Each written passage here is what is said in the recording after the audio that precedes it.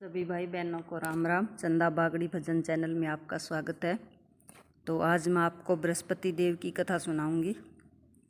आज बृहस्पतिवार के दिन इस कथा को जो भी व्यक्ति सुनते हैं उनकी हर मनोकामना जो है बृहस्पति देव पूर्ण करते हैं और कोई भी किसी प्रकार की घर में कमी नहीं रहती, धन धान्य की कोई कमी नहीं रहती। तो आइए सुनते हैं कथा। कथा बहुत ही दुर्लभ है, प्लीज़ कथा को पूरा सुनना। किसी देश में एक प्रतापी और दानी राजा राज्य करता था। वह हर रोज़ गरीबों और ब्राह्मणों की बहुत ज़्यादा सहायता करता था।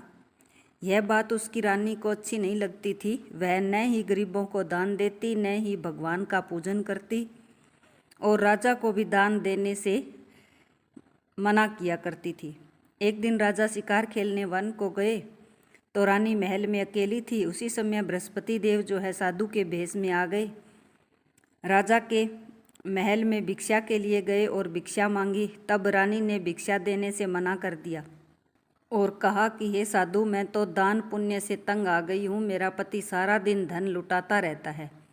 मेरी तो ये इच्छा है कि हमारा सारा धन जो है ख़त्म हो जाए, फिर न रहेगा बांस और न बजेगी बांसुरी। तो इस प्रकार से कभी किसी को दान नहीं देना पड़ेगा। साधु ने कहा, देवी तुम तो बड़ी विचित्र हो। धन संतान तो सभी चाहते हैं, पुत्र और लक्ष्मी तो पापी के घर में भी होने चाहिए, और तुम मना कर रही हो। यदि तुम्हारे पास अधिक धन है तो भूखों को भोजन कराओ, प्यासों को पानी पिलाओ और आते जाते राहगीरों के लिए भोजन धर्मशाला का प्रबंध करो। जो निर्धन कुंवारी कन्या है उनका विवाह करो। ऐसे में आपका जो है भाग्य बदल जाएगा और आपको पुण्य की प्राप्ति होगी और ऐसा करने से यश और परलोक भी मिलेगा। तो परंतु रानी पर इसका कोई असर नहीं पड़ा। वह बोली, महाराज आप मुझे कुछ मत समझाइए, मैं सारा कुछ जानती हूँ। मैं ऐसा धन नहीं चाहती जो हर जगह बांटती फिरूँ। साधु ने उत्तर दिया, यदि तुम्हारी ऐसी इच्छा है तो ऐसा ही होगा।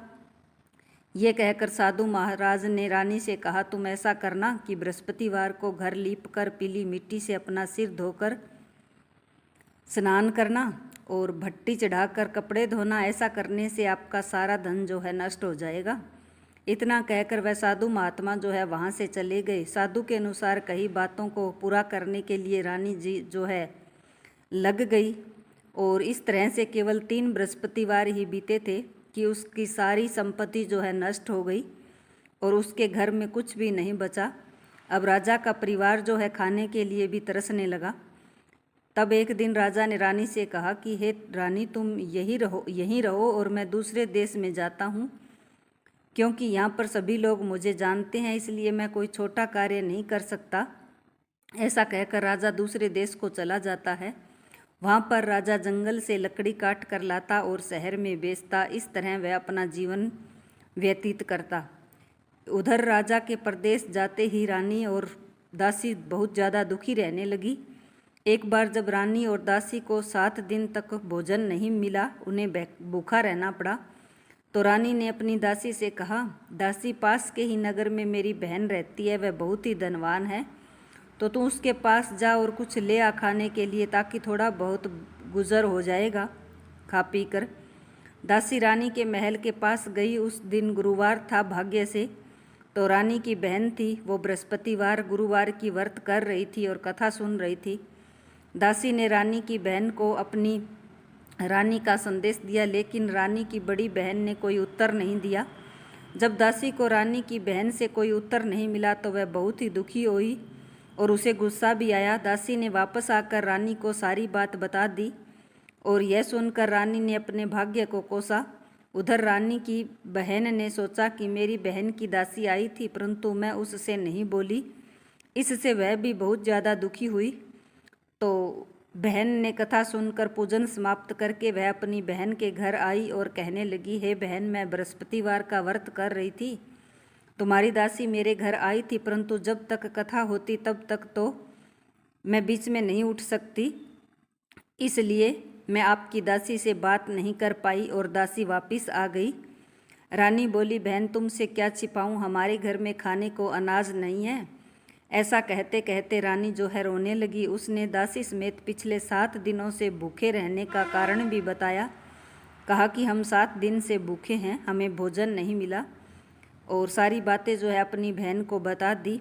तो रानी की बहन बोली, देखो बहन, बृहस्पति भगवान जो है सब मनोकामना पूर्ण करते हैं, शायद तुम्हारे घर में अनाज हो।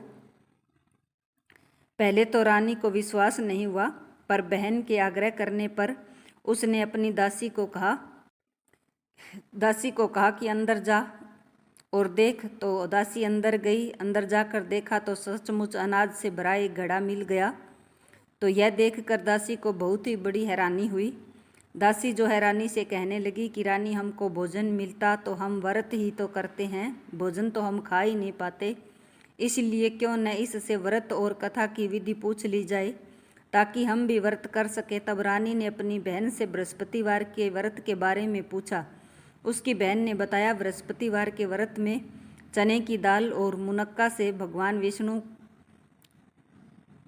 का पूजन और जड़ में लोटा पानी का और एक दीपक जलाए और केले के वृक्ष में ये सब करना और कथा सुनना और पीला वस्त्र धारण करना और पीला भोजन जो है बृहस्पतिवार को बृहस्पति देव को चढ़ाना, जिससे बृहस्पति देव जो है प्रसन्न हो गए, और विधि पूर्वक कथा पूजन सब करना।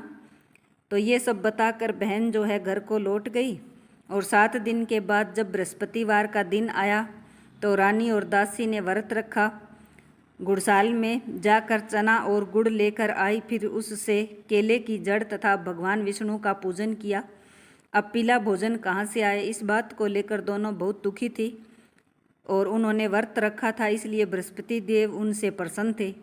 इसलिए वे एक साधारण व्यक्ति का रूप धारण कर 2 थालियों में सुंदर पीला भोजन दासी को दे गए। भोजन पाकर दासी प्रसन्न हुई और फिर रानी के साथ मिलकर भोजन किया। उसके बाद वे सभी गुरुवार का व्रत करने लगी और बृहस्पति देव की कृपा से उनके पास फिर से धन संपत्ति आ गई। परंतु रानी फिर से पहले की तरह आलस करने लगी। तब दासी बोली, देखो रानी, तुम पहले की तरह इस प्रकार आलस मत करो, तुम्हें धन रखने में कष्ट होता है, इस कारण सभी धन नष्ट हो गया, और अब जब भगवान बृहस्पति देव की कृपा से धन मिला है तो तुम्हें फिर से आलस होने लगा है। तो इस तरह से दासी जो है रानी को समझाती है और कहती है कि बड़ी मुसीबतों के बाद हमने यह धन प्राप्त किया है, इसलिए हमें दान पुण्य करना चाहिए और भूखे मनुष्य को भोजन कराना चाहिए, और कुंवारी कन्या के विवाह में भी दान देना चाहिए, कन्यादान करना चाहिए, और जो भी कोई शुभ कार्य है उन सब में हमें खर्च करना चाहिए, जिससे हमारे कुल का यश बढ़ेगा, स्वर्ग की प्राप्ति होगी और पितृदेव भी प्रसन्न होंगे। ये सब बातें, दासी की बातें सुनकर रानी जो है अपना धन अच्छे कार्यों में लगाने लगी, और जिससे पूरे नगर में उसका यश फैलने लगा। और बृहस्पतिवार के व्रत की कथा के बाद श्रद्धा के साथ आरती भी करनी चाहिए, और इसके बाद सब में प्रसाद बांटकर सभी घर के सदस्यों को ग्रहण करना चाहिए। और इस प्रकार से व्रत करने से उनके राजा जो है वो भी बृहस्पति देव के प्रभाव से घर को वापिस आ गए, और सब राजा जो है अपने राज्य में खुशी खुशी रहने लगे और सब बृहस्पति देव का व्रत करने लगे। तो जय बृहस्पति देव की जय हो।